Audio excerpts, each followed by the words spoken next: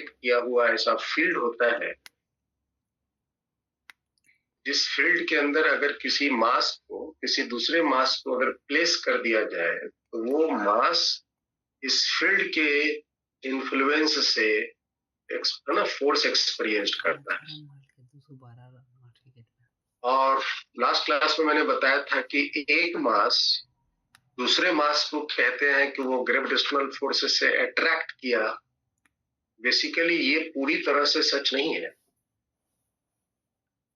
एक मास डायरेक्ट दूसरे मास को अट्रैक्ट नहीं करते, फील्ड छोड़ता है उसको। एक मास अपनी ही जगह बैठे बैठे चारों तरफ फील्ड छोड़ते हैं, फोर्स लगाते हैं, नो डाउट फोर्स लगता है मास पे और पहला ही मास के द्वारा फोर्स लगता है, लेकिन वो डायरेक्ट प्रोसेस से नहीं लगता, वो टू स्टेप प्रोसेस से लगता है। एक मास फील्ड छोड़ता है और वो फील्ड जाकर किसी दूसरे मास पे फोर्स लगाता है और उस फील्ड को हम नाम देते हैं ग्रेविटेशनल फील्ड। और वो फील्ड किसी दूसरे मास पर कितनी ताकत का फोर्स लगाएगा डिपेंड करता है कि वहां पे जहां पर फोर्स लगानी है मास पे वो पोजीशन पर फील्ड की क्या स्ट्रेंथ पहुंची। जैसे ये मास m नॉट पे फोर्स लगानी है, ये m अपने चारों तरफ फील्ड छोड़ा, ये फील्ड की ताकत ये पॉइंट P पर जहां पहुंची दैट इज IP, जो फील्ड की स्ट्रेंथ कहलाता है, ग्रेविटेशनल फील्ड इंटेंसिटी हम कहते हैं। P पॉइंट पर जो पहुंचा वही IP m नॉट पे फोर्स के लिए रेस्पॉन्सिबल होगा। और कितना फोर्स लगेगा तो वहां का मास और वहां की फील्ड इंटेंसिटी। ठीक है, तो आप इस फील्ड इंटेंसिटी को यूज करके मास के ऊपर कितनी फोर्स लग सकती है आप पता लगा सकते।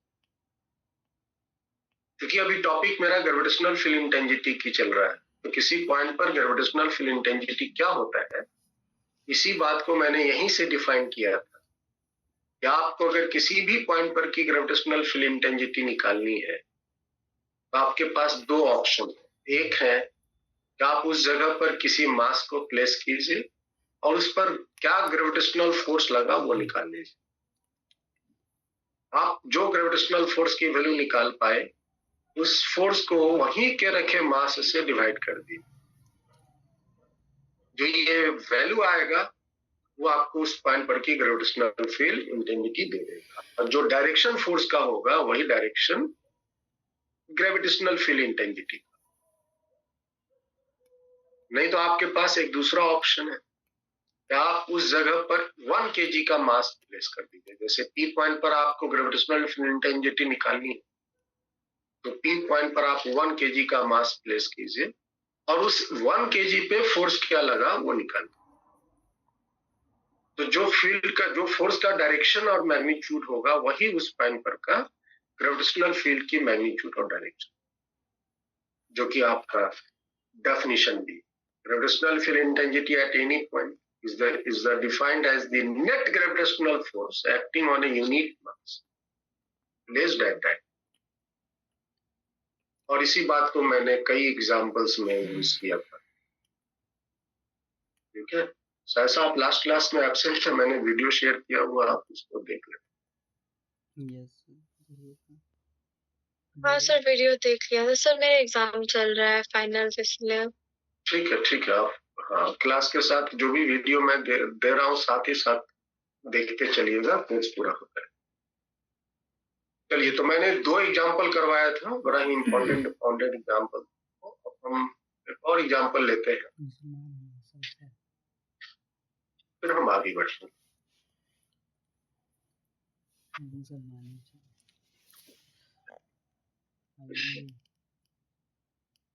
सपोज कीजिए कि यहाँ हम लोगों का अर्थ है,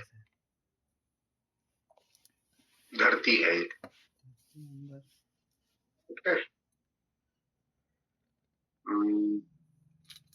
ये धरती है, मास इसका m है और धरती से कुछ दूरी पर इसका मून है ये आपका अर्थ है, ये मून है। पर्सनल मून है इसका। मून का मास कितना है वेदांत अर्थ के मास के कंपैरिजन में? 1/6 m/6 सर 9 टाइम्स कम है। 9 टाइम्स कम है, 81 टाइम्स कम। 81 टाइम। कितना? 81 टाइम्स कम। और इन दोनों के बीच का डिस्टेंस है d। हमें इसका डाटा याद नहीं है कि मून और अर्थ के बीच में क्या डिस्टेंस है, तो हमने एज्यूम किया मून और अर्थ के बीच का डिस्टेंस d है। ये हमने सिचुएशन ली। आपसे पूछता है कि बताइए इस जगह पर ग्रेविटेशनल फील्ड 0 होगा from the moon surface, moon से, है ना, from the centre of the moon. Moon से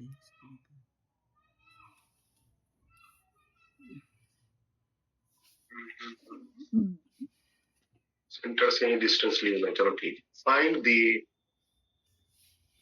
position from centre of the moon where the gravitational field is 0। यहाँ पे ग्रेविटेशनल फील्ड 0 है।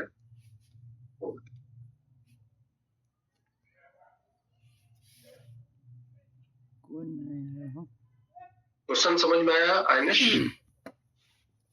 Yes sir.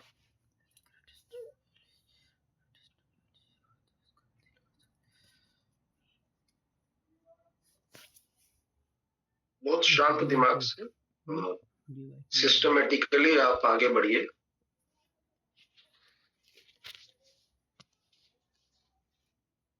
Gravitational field calculate करने में मैंने सिखाया था कि किसी भी पॉइंट पर ग्रेविटेशनल फील्ड क्या होता है, तो उस जगह पर 1 kg का मास प्लेस करने जो उस पर नेट ग्रेविटेशनल फोर्स लगता है वही उस पॉइंट पर की ग्रेविटेशनल फील्ड। d/2 पे तो मैक्सिमम हो जाएगा। तो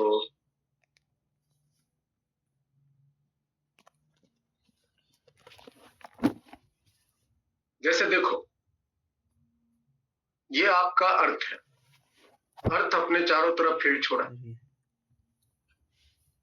मून भी अपनी चारों तरफ फील्ड छोड़ा। क्योंकि अर्थ का मास ज्यादा है तो उसका फील्ड की दूर रिलेशन बनेगा। और एक पोजीशन ऐसा आएगा जहां पे दोनों के फील्ड आपस में एक दूसरे को नलिफाई करेंगे। ठीक है, ये मान लेते हैं पोजीशन है, ये पोजीशन है। तो P के लेफ्ट साइड में, समझ गए, P के लेफ्ट साइड में धरती की ग्रेविटेशनल फील्ड डोमिनेट करेगा और P के राइट साइड में मून की ग्रेविटेशनल फील्ड डोमिनेट करेगी। मतलब अगर आप P के राइट साइड में कोई ऑब्जेक्ट को रख के m0 को रख के छोड़ दोगे तो वो मून की तरफ भागेगा, और P के लेफ्ट साइड में अगर किसी मास को तुम रख के छोड़ दोगे तो वो अर्थ की तरफ भागेगा, क्योंकि इधर की फील्ड की ताकत इसकी ज्यादा है। और एट P पर रखोगे तो उस पर नेट फोर्स का मान 0 होगा, क्योंकि वहां पे दोनों की फील्ड एक दूसरे को नलिफाई कर रहा है। नेट फील्ड का मान 0।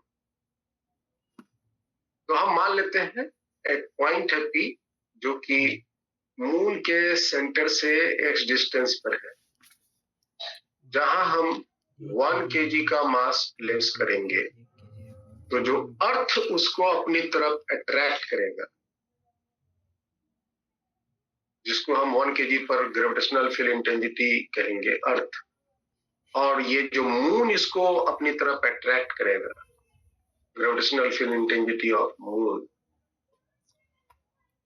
तो आप पॉइंट P पर 1 kg पर 2 फोर्स देख रहे हो, और ये 2 फोर्स अगर इक्वल एंड अपोजिट हो जाए, अपोजिट तो ऑलरेडी है ही, अगर इक्वल हो जाए तो नेट फोर्स का मान 0 हो जाएगा। So to make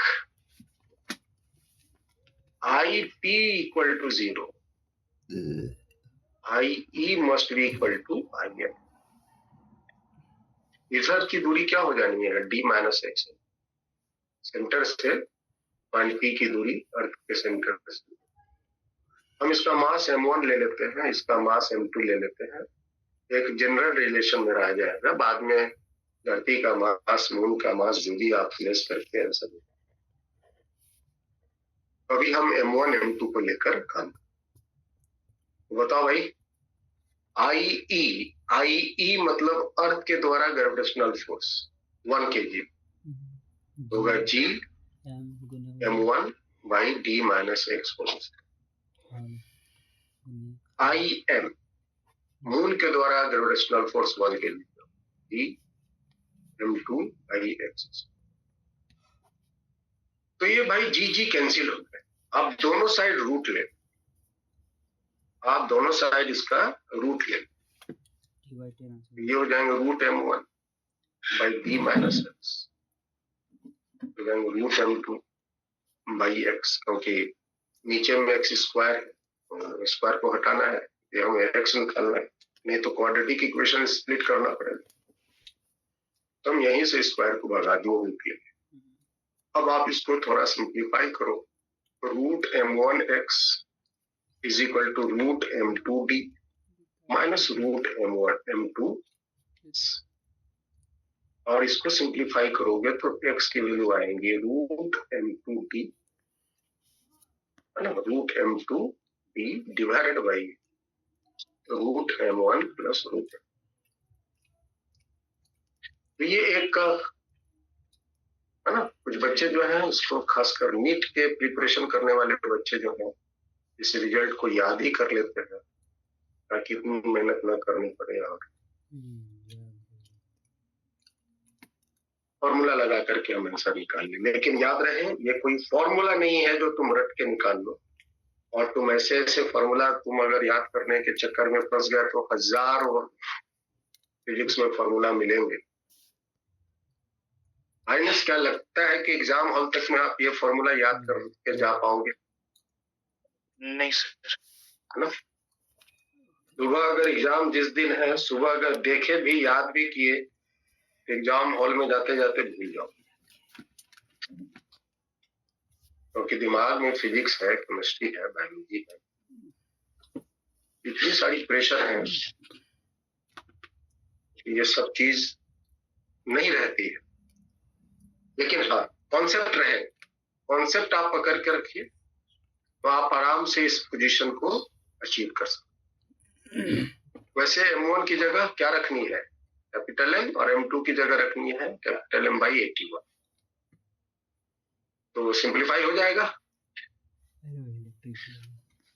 हाँ जी, yes sir. Root under M by 81 divided by root under M plus root under M by 81 into d। बताइए तो क्या रिजल्ट देगा ये? क्या देगा sir? d by 10। d by 10 है।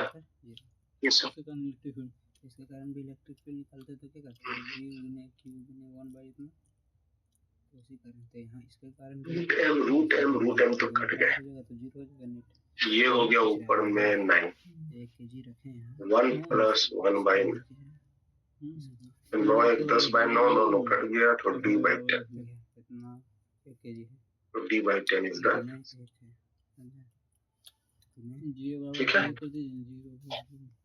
gm बाई इतना, ठीक है। gm वेट बाई इतना, यस सर। क्या आ जाएगा, x स्क्वायर इधर भेजते हैं, x 1 बाई 80 इलेक्ट्रिक फील्ड जैसे है, एक घंटा रख के निकालते हैं, इसमें 1 kg मास होता है। ये एक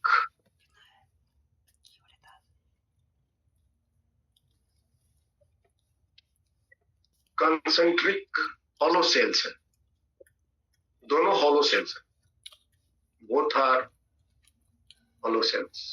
हॉलो है, ये है A और ये है B। A and B are hollow cells, hollow spheres, ठीक है। इसका मास है m1 और भीतर वाला जो ए स्फीयर है उसका मास है m1, बाहर वाले का मास है m2, अंदर वाला जो स्फीयर है उसका रेडियस है r1 और बाहर वाला जो स्फीयर है उसकी रेडियस है r। हम आपसे पूछते हैं एक पॉइंट यहां है ए, जो सेंटर से ए दूरी पर, एक पॉइंट यहां है बी, जो सेंटर से बी दूरी पर है, और एक पॉइंट यहां है सी, जो सेंटर से सी दूरी पर है।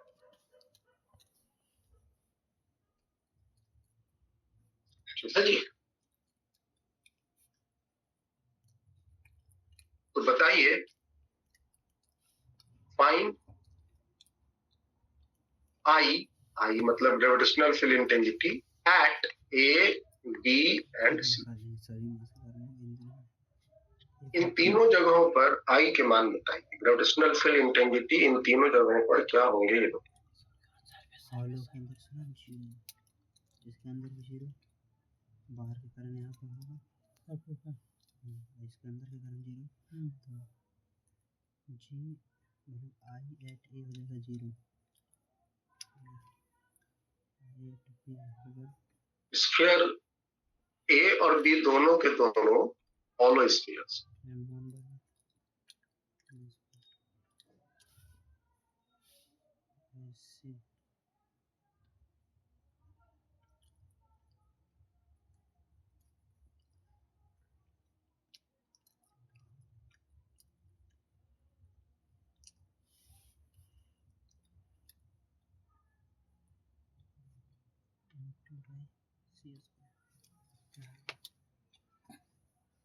अंदर में 0 हो जाता है ना, इनसाइड रही रे अंदर 0, तो बाहर के कारण क्या हो, पहले तो दोनों का अंदर है, दोनों कारण ए पर 0 हो जाएगा, बाहर में देखो तो ए के लिए बाहर हो जाता है छुटका के लिए।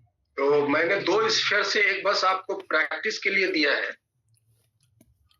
आपको कभी 3 स्फीयर मिल जाए, 4 स्फीयर मिल जाए और किसी भी पॉइंट पर ग्रेविटेशनल फील्ड इंटेंसिटी निकालनी हो, तो निकालने का जो प्रोसेस है वो सीख लो, उसके बाद आप एंजॉय करते रहो। बताओ वेदांत, कहां पर आपको आई निकालनी है? सबसे पहले कहां का निकालना चाहते? सर ए का। जीरो नहीं होगा, तो हम ए पर 1 kg का मास सरफेस पर होलो में हुआ, और इस 1 kg पे हम नेट ग्रेविटेशनल फोर्स निकाले। ये तो सरफेस है उसका, सरफेस नहीं ठीक है। है। तो बताओ इस 1 kg पे फोर्स लगाने के लिए यहाँ पर बाकी और कौन कौन से मास उपलब्ध है?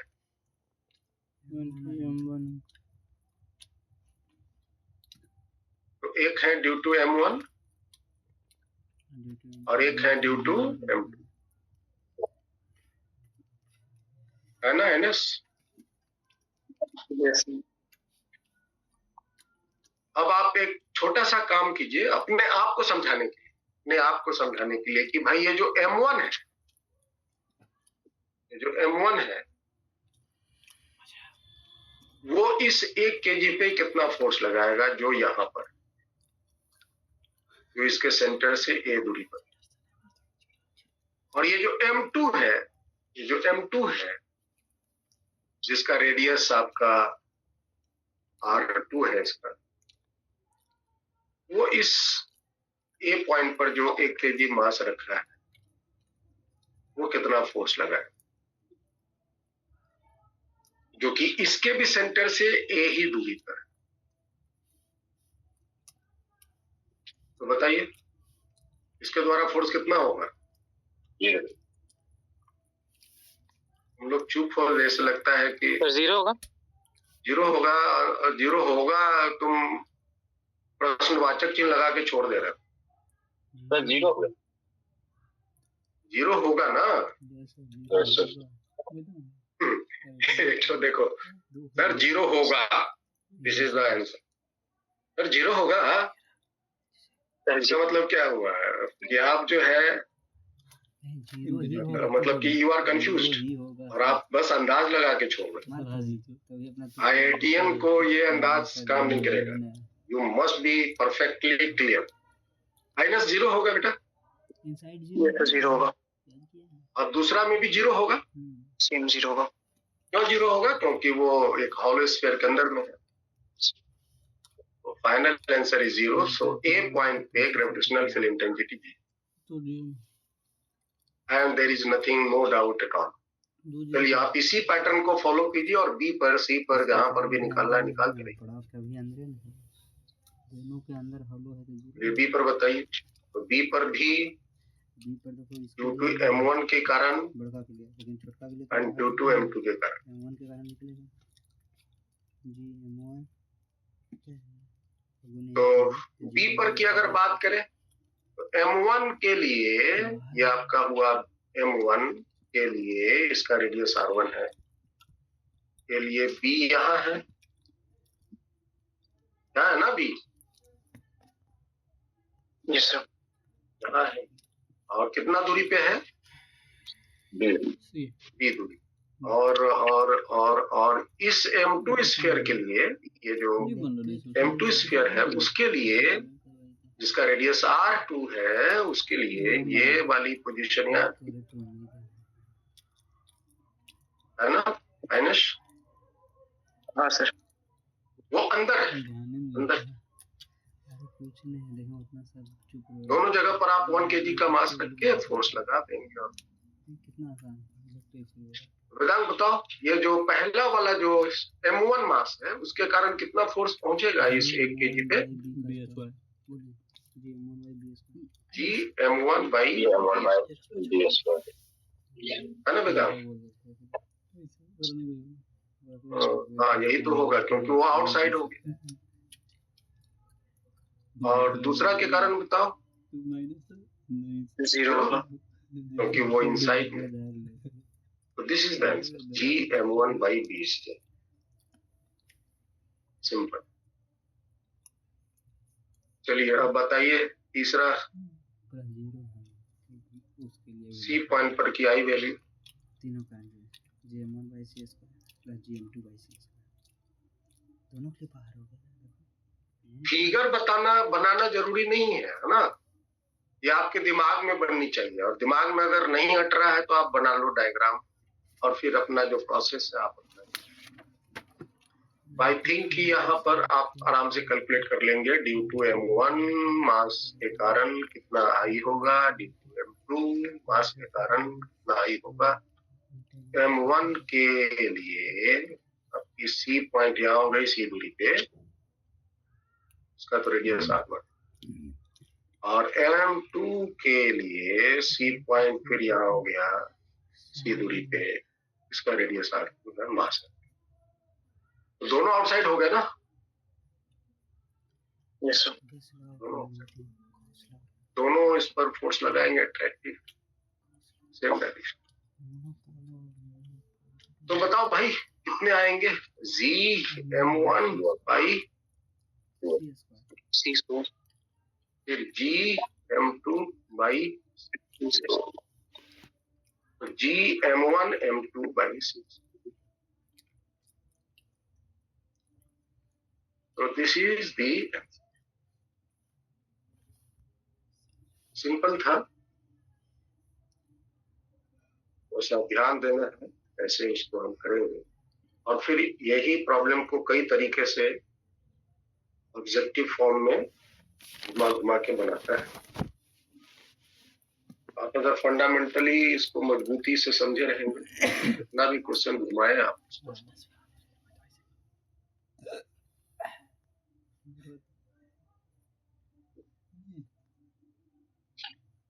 तो मैंने आपको किसी भी पॉइंट पर की ग्रेविटेशनल फील्ड इंटेंसिटी निकालने के लिए सिखाया।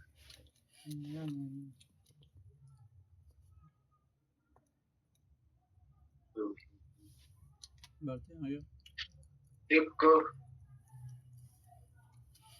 क्वेश्चन दे रहे हैं आप लोग, कोशिश करो।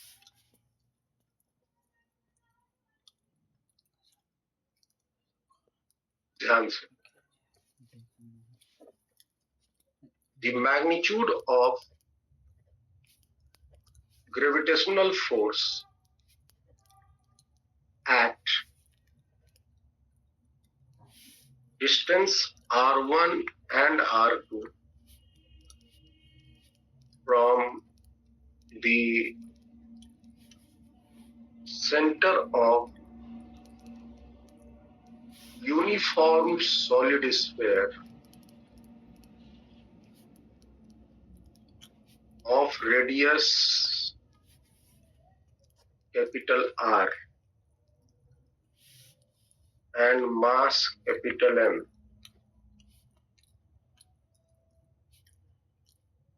are F1 and F. हम ग्रेविटेशनल फोर्स की जगह ग्रेविटेशनल फील्ड इंटेंसिटी भी दे सकते हैं.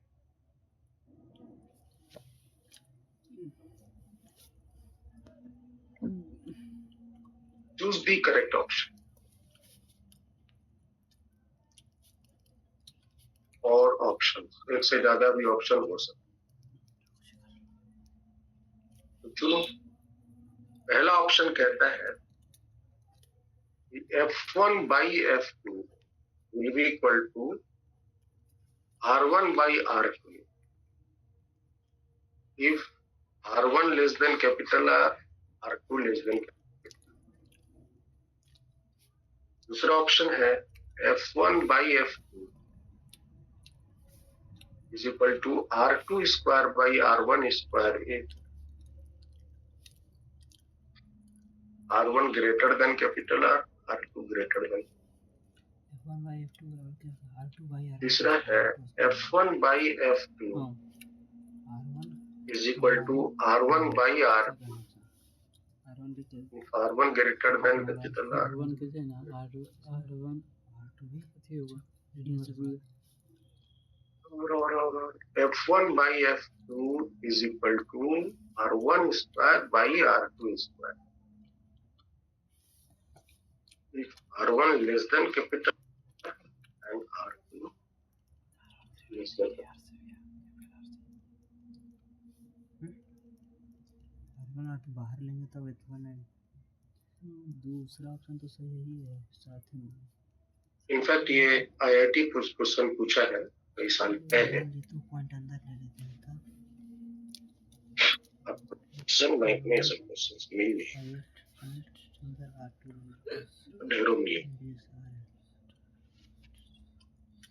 बताओ वेदांग इसका आंसर. क्लास में है नहीं. तो ट्राई आराम से एकदम आराम से हमें गलत ऑप्शन चुनने से बचना है. और एक से ज्यादा ऑप्शन सही है इसके. एक से ज्यादा ऑप्शन सही वाले को हम बहुत सावधानी से बनाते हैं. किसी को अगर हम गलत बोलते हैं तो उसके कारण भी पता होना. सही बोलते हैं एक कारण पता हो.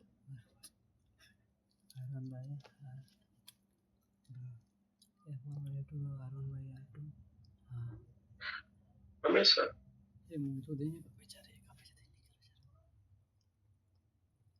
और बी दोनों सही है.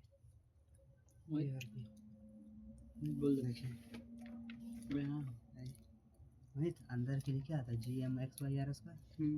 वही है R1 by R2 are square है ना. F1 by R2 by R भागम जाएगा. हम क्वेश्चन बोल दिए कि आईआईटी का, इसलिए तुम लोग सतर्क हो. नहीं बोलते तो तुम अब तक बना गए.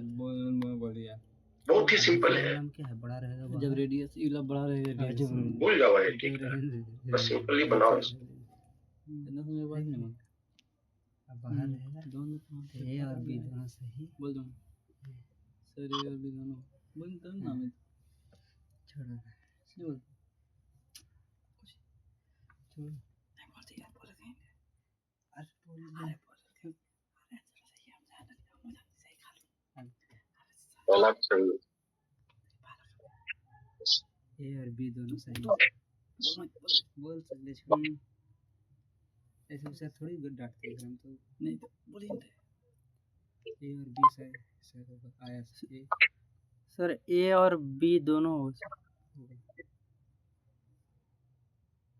बस हो गया बस ठीक है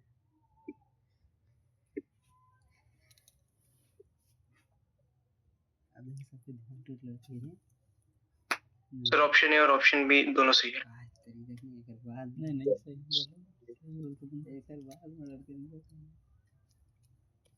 मोहिता को आज गंदा को क्या कर रहा है तो भर बढ़िया ने करने तो ध्यान देते हाँ जी मोहित, आपको दोनों पसंद आ गया? नहीं सर दोनों बनाए नहीं दोनों बना के देखे हैं सर अंदर का एक फॉर्मूला लगाएंगे एक हाँ बार हाँ, ये दोनों ऑप्शन आपका चॉइस बना। ये सर आइनस का भी दोनों चॉइस है, ए और रंग बी। नहीं बोलना, ए और बी।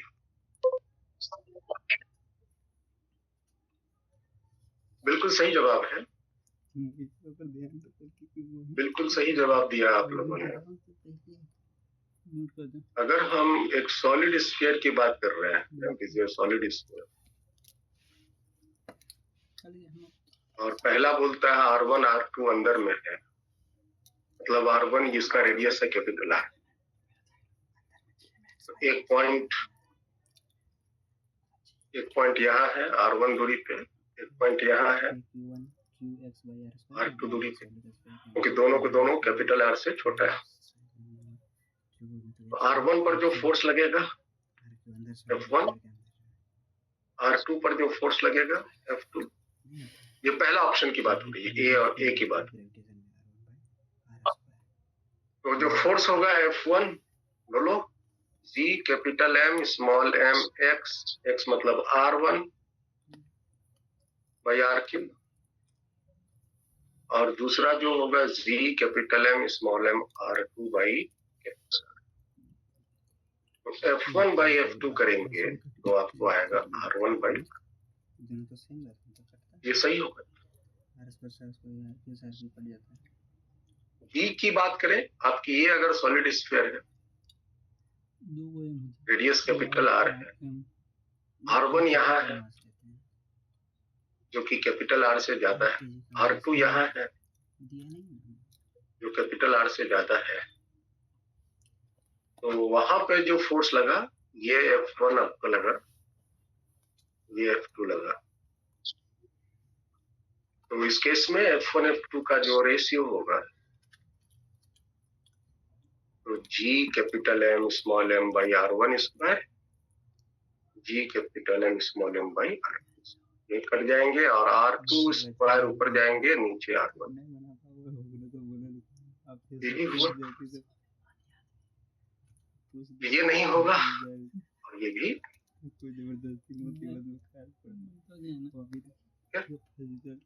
ऑप्शन क्या होगा, ए एंड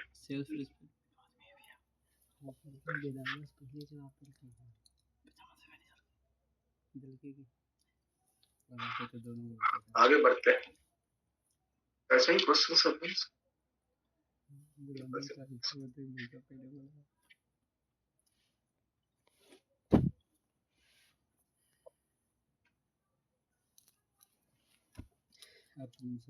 अब हम लेते हैं ग्रेविटेशनल पोटेंशियल एनर्जी।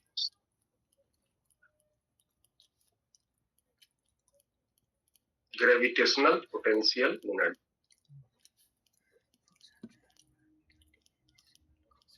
क्या होता है? ग्रेविटेशनल पोटेंशियल एनर्जी एक्चुअली में ये कुछ नहीं, पोटेंशियल एनर्जी है जो हम लोगों ने वर्क एनर्जी पावर के चैप्टर में वो पोटेंशियल एनर्जी पढ़े थे, वही पोटेंशियल एनर्जी यहाँ पर थी, जिसका हमने बेसिक डेफिनेशन आपको दिया था। निगेटिव डेरिवेटिव, याद रखना ये हमेशा, negative derivative of potential energy, चाहे वो पोटेंशियल एनर्जी किसी का भी हो, ग्रेविटेशनल हो, इलेक्ट्रिकल हो, मैग्नेटिक हो, किसी का भी हो, इलास्टिक हो, उसकी negative derivative of potential energy with respect to position gives a conservative force, है ना, वो एक कंजर्वेटिव फोर्स देता है। तो आप इसको थोड़ा एलोबरेट करो। du by dr is f। f मतलब कौन सा है? Conservative force. यहाँ f जो है वो कैसा फोर्स होगा? कोई भी फोर्स नहीं होगा, ये कंजर्वेटिव फोर्स होगा। ऐसे फोर्स होंगे जिसके वर्क डन पाथ पर डिपेंड नहीं।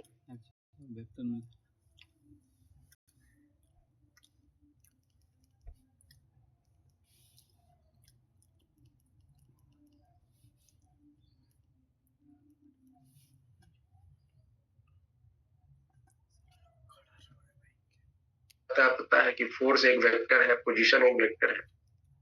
तो जब भी दो वेक्टर मल्टीप्लाई होते हैं तो या तो डॉट से मल्टीप्लाई होंगे तो क्रॉस से होंगे। अब क्योंकि इन दोनों के प्रोडक्ट से एक पोटेंशियल एनर्जी बनता है जो कि एक स्केलर है, तो डॉट से दोनों साइड हम इंटीग्रेट करते हैं। पोजीशन ए पर मान लो कोई एक आर्बिट्ररी पोजीशन माना ए, जहां पर की पोटेंशियल एनर्जी है यू ए। पोजीशन बी पर पोटेंशियल एनर्जी माना यू बी, तो माइनस छूट गया, नेगेटिव डेरिवेटिव है ना, माइनस। तो लेफ्ट साइड क्या हो जाएंगे? U B minus U A. Minus जो राइट साइड में है उसको लेफ्ट साइड ना, उसको उसमें एडजस्ट कर दो तो हो जाएगा लेफ्ट साइड में U A minus U B, और ये बराबर आएंगे F dot d r, position A से लेकर पोजीशन, ये आपके मेन फॉर्मूला हुआ पोटेंशियल एनर्जी।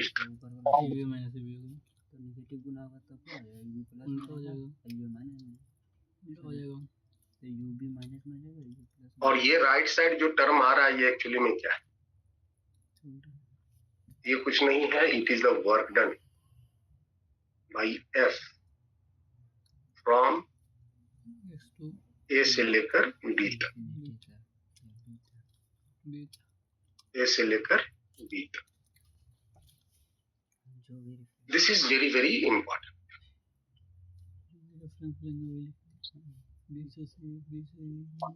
तो अगर आप यहाँ पे इस फोर्स को जो फोर्स आपने यहाँ दिखा रहे हैं, अगर ये फोर्स को आप ग्रेविटेशनल फोर्स लोगे तो यहाँ जो दोनों पोटेंशियल एनर्जी ए पर और बी पर बोल रहे हो, ये ग्रेविटेशनल पोटेंशियल एनर्जी हो जाएगी।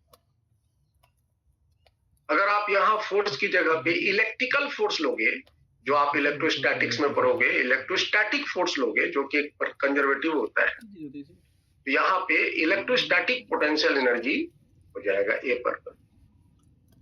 अगर आप मैग्नेटिक फोर्स लोगे तो ये मैग्नेटिक पोटेंशियल एनर्जी हो जाएगी। इलास्टिक फोर्स लोगे तो इलास्टिक पोटेंशियल। तो तुम यहाँ जैसा भी फोर्स लोगे उसी के अकॉर्डिंगली पोटेंशियल एनर्जी के नामकरण है। अब हम क्या करते हैं, कोई एक पोजीशन को रेफरेंस मान लेते हैं। रेफरेंस वहां लेते हैं जहां पर पोटेंशियल एनर्जी को हम एज्यूम करते हैं जीरो। तो मान लो कि हम पोजीशन बी को एज ए रेफरेंस लेते हैं, taking position B as reference, है ना। और ग्रेविटेशन में या जहां पर भी इनवर्स स्क्वायर लॉ लगता है, या इलेक्ट्रोस्टैटिक्स में भी इनवर्स स्क्वायर लॉ लगता है, ग्रेविटेशन में भी इनवर्स स्क्वायर लॉ लगता है, क्योंकि जो डिस्टेंस है वो directly proportional to 1/r square है, inversely proportional to distance square होता है। वहां पे हम रेफरेंस को बेसिकली इंफिनिटी पर कंसीडर करते हैं, taken at infinity, taken at very far, that is at infinity, क्योंकि वहां पे फोर्स जीरो हो। तो अगर हम पोजीशन बी को एज ए रेफरेंस कंसीडर करते हैं तो then potential energy at P will be zero, will be considered as zero. है ना? तो अगर हम B को जीरो कर लेते हैं तो मेरे पास A पोजीशन पर की पोटेंशियल एनर्जी बच जाएगा। डेफिनेशन वही रहेंगे पुराना वाला F डॉट dr, बस यहाँ अंतर क्या आएगा, यहाँ पर अंतर आएगा पोजीशन A से लेकर हम यूज करेंगे रेफरेंस। वर्क डन कहां से कहां तक होगा? वर्क डन बाई जो फोर्स आप कंसीडर कर रहे हैं ग्रेविटेशन का, वो होगा पोजीशन A से लेकर रेफरेंस। अब कोई जरूरी नहीं है कि रेफरेंस इंफिनिटी पर ही हो। आपको अगर किसी प्रॉब्लम में रेफरेंस इंफिनिटी न देकर कहीं दूसरी जगह दिया है तो आपको उसी पोजीशन को रेफरेंस लेना है। हाँ, रेफरेंस आप जहां लोगे वहां पर की पोटेंशियल एनर्जी को आप जीरो कंसीडर। और अगर रेफरेंस नहीं दिया है और आपको लेना जरूरी है तो आप इनवर्स स्क्वायर लॉ जहां लग रहे हैं वहां पर आप इंफिनिटी पर पोटेंशियल।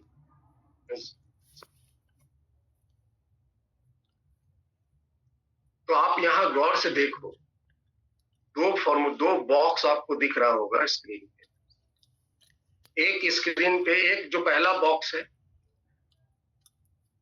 एक फॉर्मूला तो आपका ये वाला हुआ जो फर्स्ट इंपॉर्टेंट फॉर्मूला है।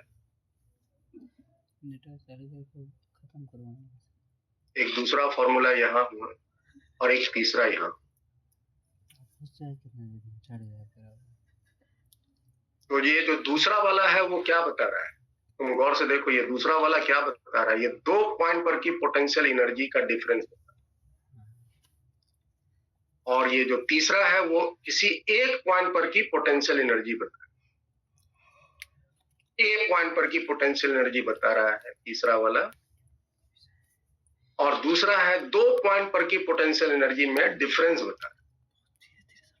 और तुम गौर करोगे तो पता चलेगा कि 2 पॉइंट पर की जो पोटेंशियल एनर्जी में डिफरेंस है उसको बताने के लिए किसी भी रेफरेंस की जरूरत नहीं है। There is no reference taken. तो आप बिना रेफरेंस लिए किसी भी 2 पॉइंट पर की पोटेंशियल एनर्जी में डिफरेंस बता सकते हैं।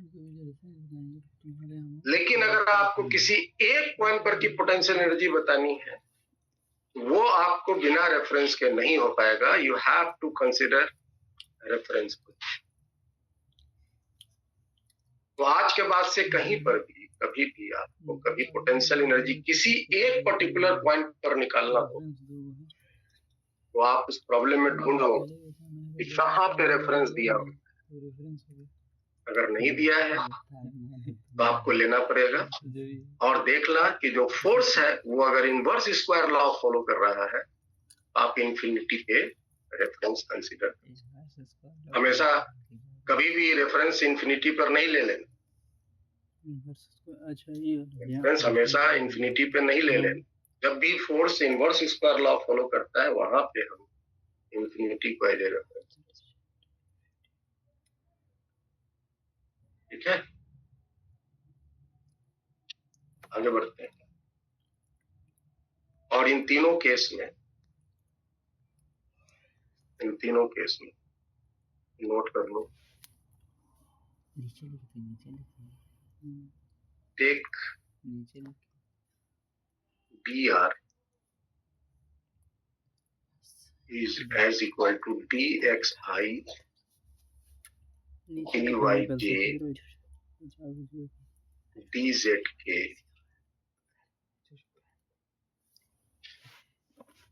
as the force given। जैसा फोर्स दिया है उसके अनुसार हम dr की पोजीशन है वो है ना 3 डायमेंशन में भी हम ले सकते हैं। जैसा फोर्स दिया रहेगा, अगर फोर्स में आई जे के तीनों है तो हम ये तीनों लेंगे। अगर फोर्स में सिर्फ आई है तो सिर्फ हम dxi लेंगे। फोर्स में सिर्फ जे और के है तो फिर हम dyj और dzk लेंगे। अदरवाइज आप बोलोगे सर आप बोले हैं dr की जगह इतना लेने तो हम सब जगह यही लेंगे, तो ले लो। जी फोर्स जैसा होगा उसी के अनुसार वो सच जी धस जाए। मतलब आई में जा रहा था, आई के साथ आई में आई वन होगा, आई डेटा है बाकी ठीक है? सब ये आपकी हो गई पोटेंशियल निकालने का। इधर जाएगा वस्तु तो आइए हम जे डायरेक्शन 0 के डायरेक्शन पोटेंशियल ग्रेविटेशनल पोटेंशियल निकालते हैं। तो उसके लिए हमको क्या निकालना होगा? हमको निकालना होगा वर्क डन। जमा करता तो चलिए हम वर्क डन कैलकुलेट करना सीखते हैं। Work done by gravitational force from A to B.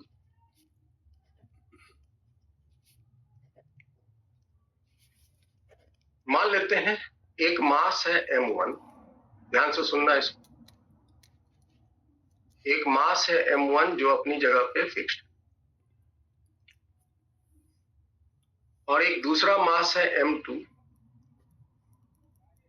जो A पोजीशन पर है, और वो m1 से R A पोजीशन पर है।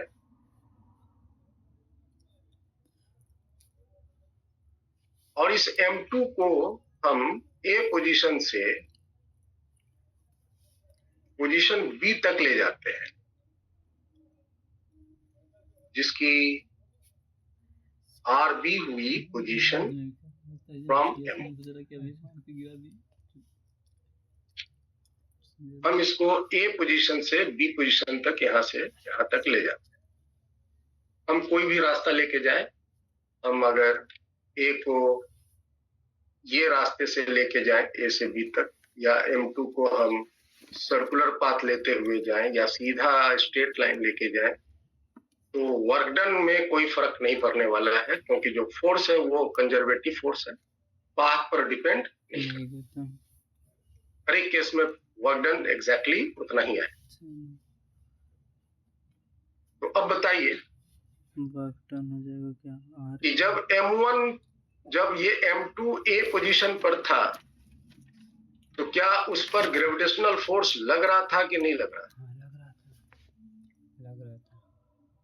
लग रहा था। तो M1 के द्वारा एक फोर्स लग रहा था।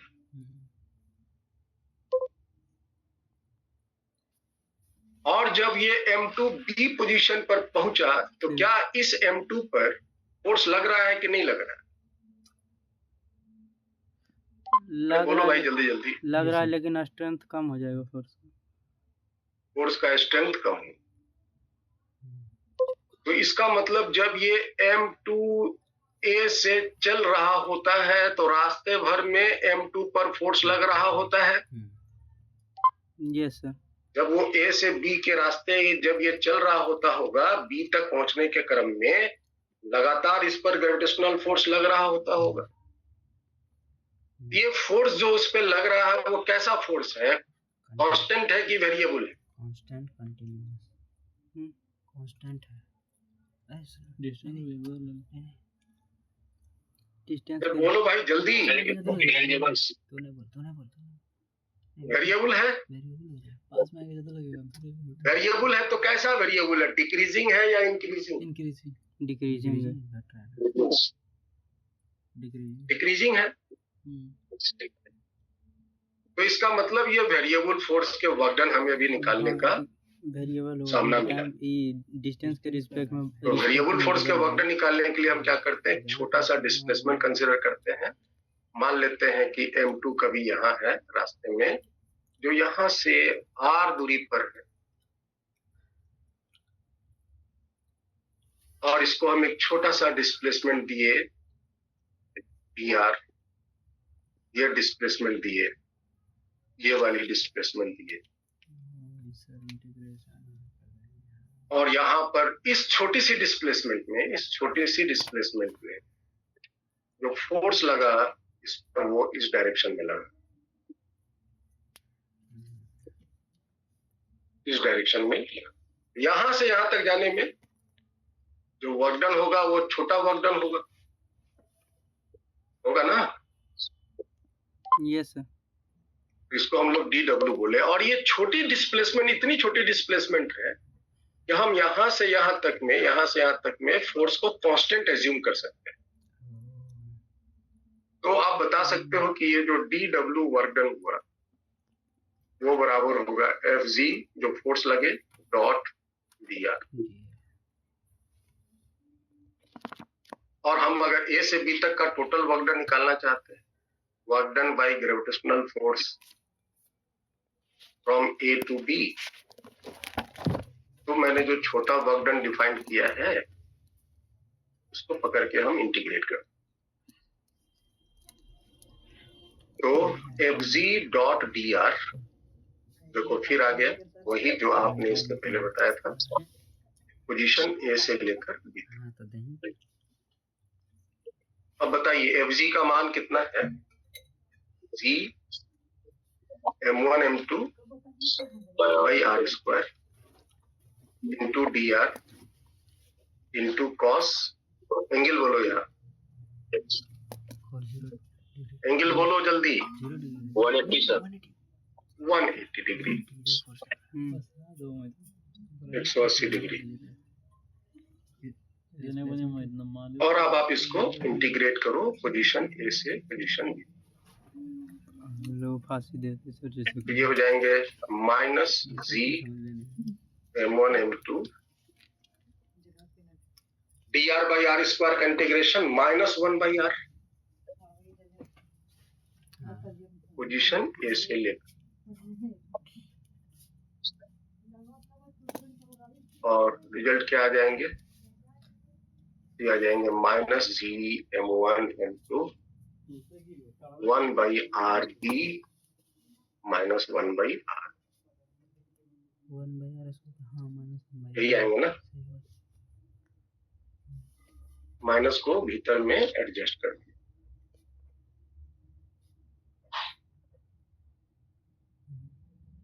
ठीक है, चेक कर लो।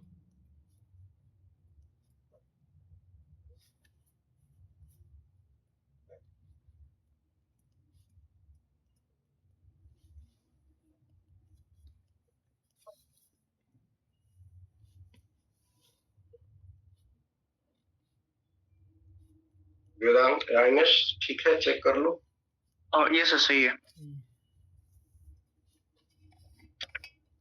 तो वर्क डन मेरा आ गया, work done by gravitational force from A to B is equal to,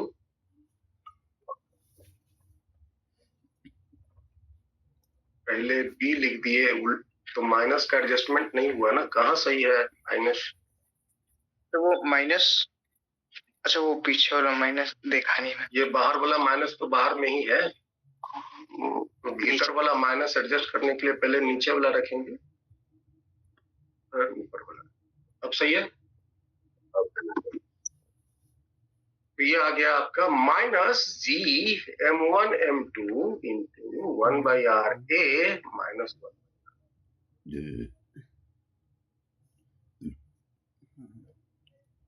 ये वर्क। अब अगर हम मास को M2 मास को, ये जो M2 मास यहाँ है जिसको मैंने A से B तक ले गया था, अगर हम इसको इंफिनिटी तक ले जाते हैं, B को इंफिनिटी तक ले जाते हैं, तो फिर वर्क डन क्या आता है? इंफिनिटी तक ले आते हैं B को। Work done by gravitational force from A to infinity, तो जीरो है, तो किसी को इंफिनिटी से भाग देते हैं जीरो। हाँ, A टू इंफिनिटी, A से इंफिनिटी तो GM/RA लिखा है, A टू इंफिनिटी, तो माइनस GM1 M2/RA है ना। हाँ, ये जो है A से जो चलना शुरू हुआ इसको हम ले गए इंफिनिटी तक। तो बताओ भाई क्या आ जाएगा? Minus M1 M2 divided by, क्योंकि 1/B 1/इंफिनिटी 0।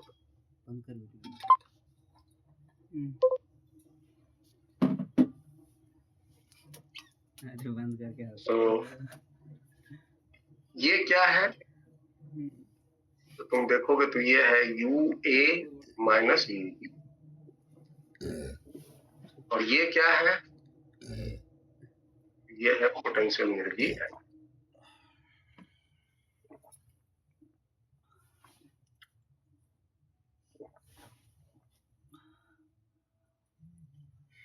ठीक है, तो हम इसको तो potential energy A minus potential energy B is nothing but is the work done by gravitational force from A to B is equal to minus Z m1 m2 into 1 by R A minus 1 by R B। ये हुआ पहला। And किसी भी point पर की potential energy U A that is nothing but is the work done by gravitational force A to infinity is equal to minus Z m1 m2 divided। तो ये result हम लोग यूज याद रहे, जब भी हम ये फॉर्मूला यूज करते हैं पोटेंशियल एनर्जी के लिए, तो रेफरेंस कहाँ लिया गया है? Reference is taken at infinity. याद रहे, अगर रेफरेंस को इंफिनिटी पर नहीं लेंगे तो कितनी पोटेंशियल एनर्जी हम तो अर्थ लगाता है।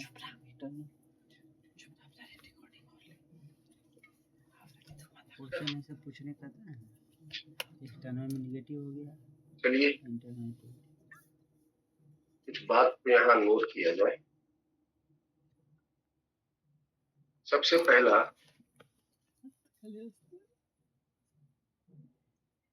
अच्छा एक बात बताओ,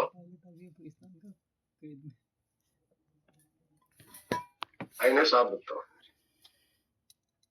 सब अगर मान लो यहाँ पर m1 नहीं होता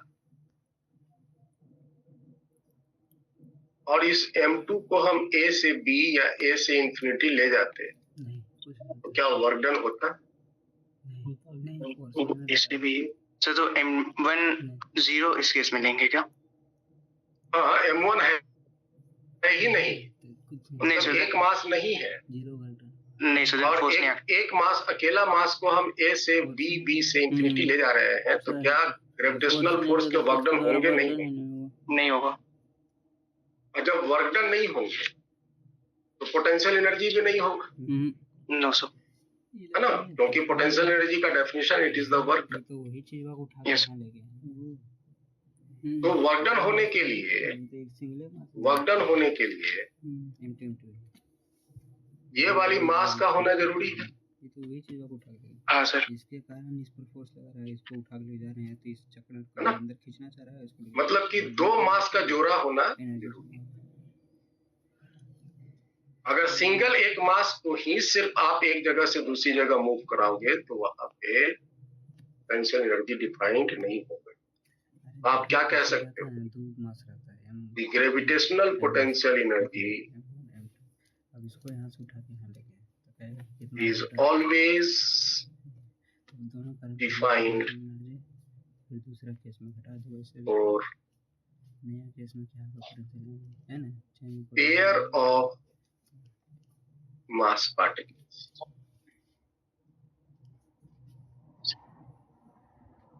pair of mass particles,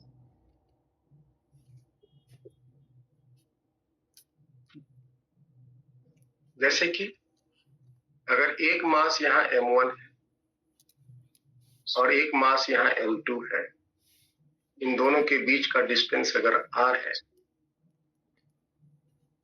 तो इस सिस्टम में कितनी पोटेंशियल एनर्जी होगी? हम ये नहीं कहेंगे कि m1 में इतनी पोटेंशियल एनर्जी है या m2 में इतनी पोटेंशियल, ये जोड़े में कितनी पोटेंशियल एनर्जी है ये डिफाइन।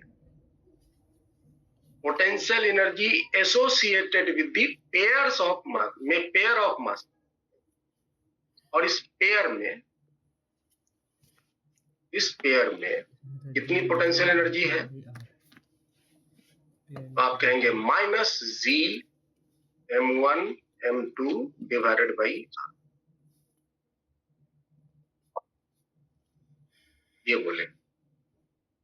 और आप अगर एक पर्टिकुलर डिस्टेंस पे आप एक पोटेंशियल एनर्जी बोल रहे हैं, इसका मतलब कि आप रेफरेंस कहाँ लिए हुए हैं? reference is taken at infinity. आप यूं समझ लो कि जब भी ये फॉर्मूला यूज कर रहे हैं -gm1m2/r, इसका मतलब हमेशा रेफरेंस आपने कहाँ लिया हुआ है? इन्फिनिटी। और अगर इन्फिनिटी को रेफरेंस अगर ना लेके कहीं और कोई दूसरी जगह रेफरेंस लिए हुए हैं तो ये वाला फॉर्मूला नहीं हम यूज नहीं करते।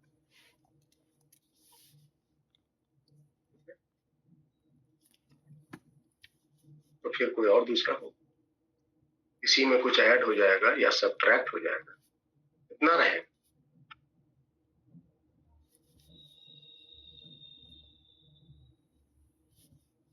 आगे बढ़ते हैं।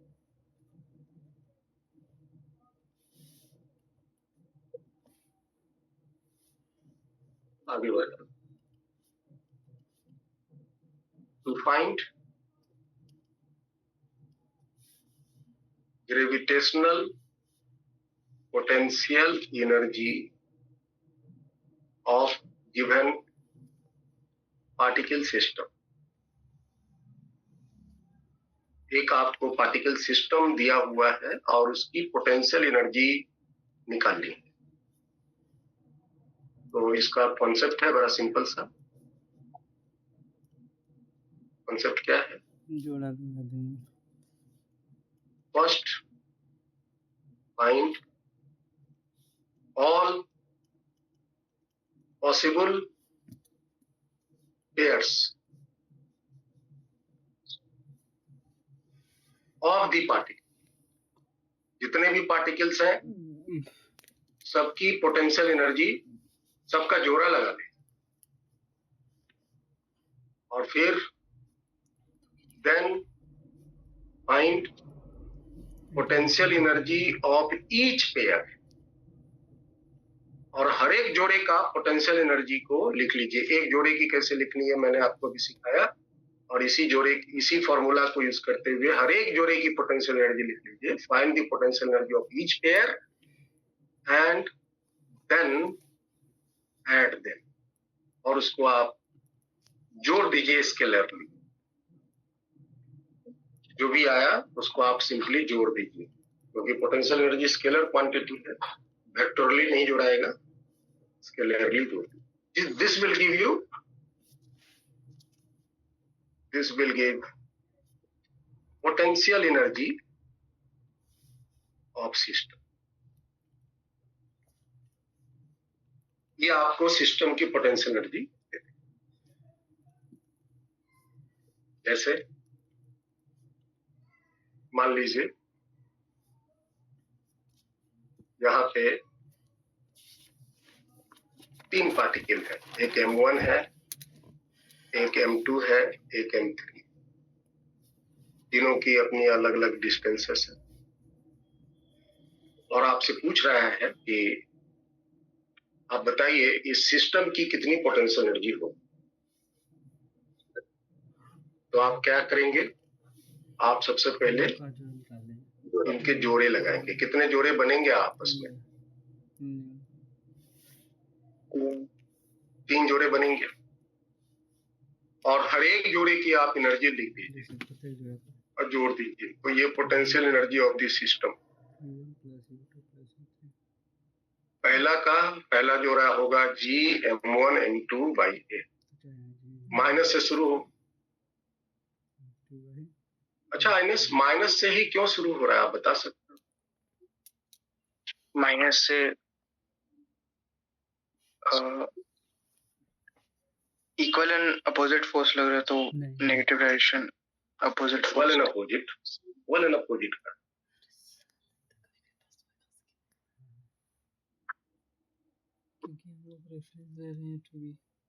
ये तो बताया ना किसी भी पॉइंट पर की पोटेंशियल एनर्जी क्या होता है। सिस्टम बंधा यस सर। उस पॉइंट से हम इंफिनिटी तक या रेफरेंस तक ले जाने में जो वर्क डन निकालते हैं वही होता है। हाँ सर।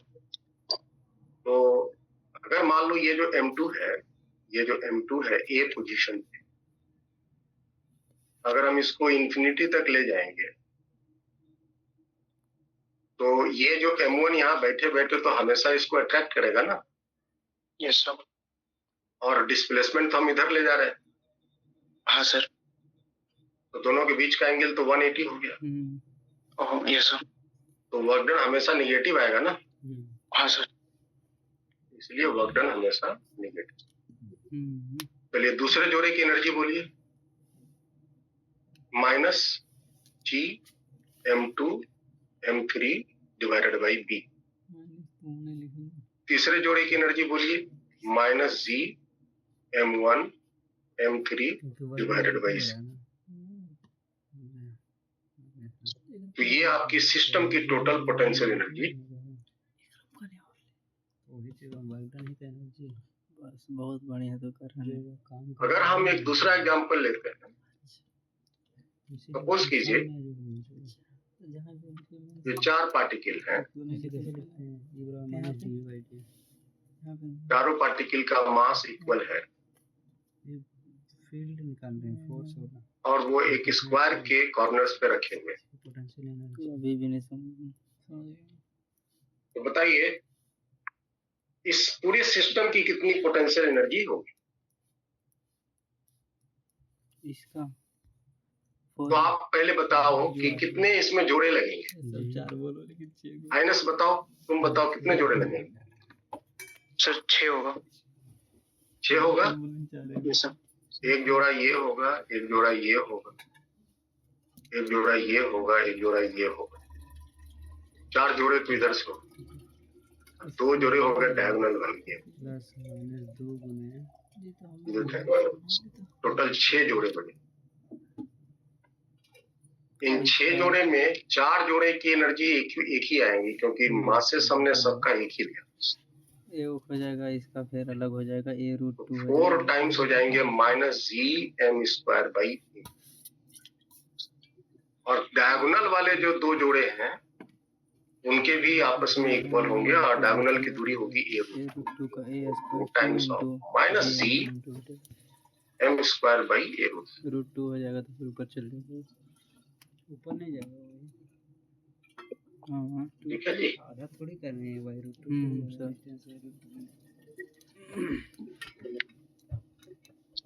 समझ आया? Yes sir.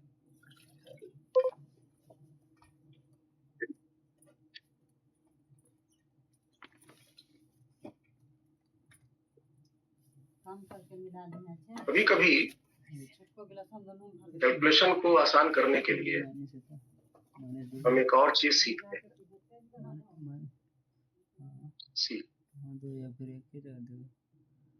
To find gravitational potential energy associated with a mass m0 नहीं होता है। हाँ placed in a system, placed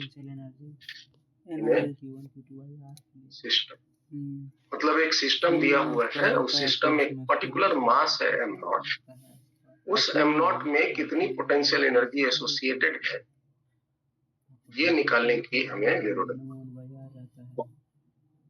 अभी हमने क्या सीखा? अभी हमने सीखा कि सिस्टम की टोटल कितनी पोटेंशियल एनर्जी। अभी हम क्या सीखने वाले हैं? अभी हम सीखने वाले हैं कि सिस्टम के अंदर किसी एक पर्टिकुलर मास में कितनी पोटेंशियल। जैसे कि मान लीजिए कि आपके पास ये 4 पार्टिकल्स हैं, 2 बचा मास सबके बराबर है और एक मास और है, मान लो यहाँ ले लेते हैं या कहीं ले लेते हैं, यहीं ले लेते हैं m0। 5 मास का एक सिस्टम, 4 गो कॉर्नर पे है, एक सेंटर, साइड इसका 5 मास के एक सिस्टम बन गया। और आपको पूछता है m0 मास पे कितनी पोटेंशियल एनर्जी एसोसिएट हो। तो पोटेंशियल इसका कॉन्सेप्ट क्या है? कि आप क्या कीजिए, मेक the फिर वो चीज़ pairs दूसरा केस में डिस्टेंस of M naught याद दीजिए with its surrounding masses. अब उसके साथ जोड़ा लगाएं तो उसके साथ आपको क्या करना है, सिर्फ M naught का ही जोड़ा लगा, इसके आसपास के मास के साथ सिर्फ M naught का ही जोड़ा लगा, पूरे सिस्टम का जोड़ा नहीं लगा, सिर्फ M naught का जोड़ा लगा। और फिर find potential energy of each pair and add them. तो बताइए, तो इस M naught के कितने जोड़े पहुंचेंगे? 4 जोड़े हो जाएंगे। ये इसका एक जोड़ा, ये एक जोड़ा, ये एक जोड़ा, ये एक जोड़ा, ये 4 जोड़े लगे, और हर एक जोड़े की जो डिस्टेंस होंगी वो सेम होंगी a/√। तो यहाँ पे आप कहेंगे कि potential energy associated with M naught, सिर्फ M naught में कितनी पोटेंशियल एनर्जी एसोसिएट हुई, यह कह सकते हैं कि 4 वो है, 4 into minus G M into M naught divided by a/√।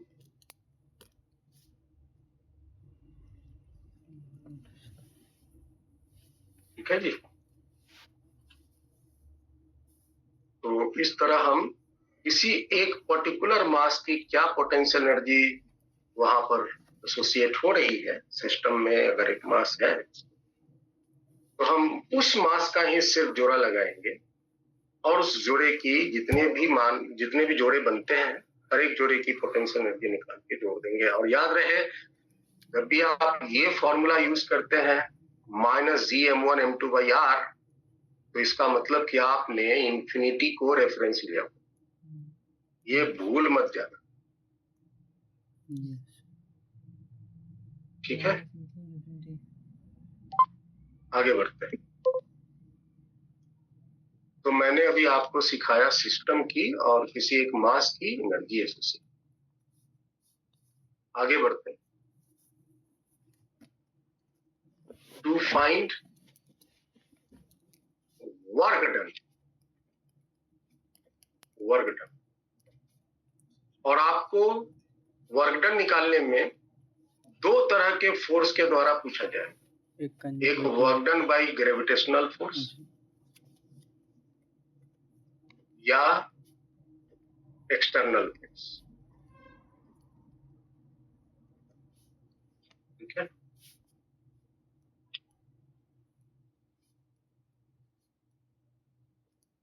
तो इसको हम अगले क्लास में करेंगे। ठीक है, आज यहीं तक रखेंगे, नेक्स्ट क्लास में इसको हम लोग करेंगे।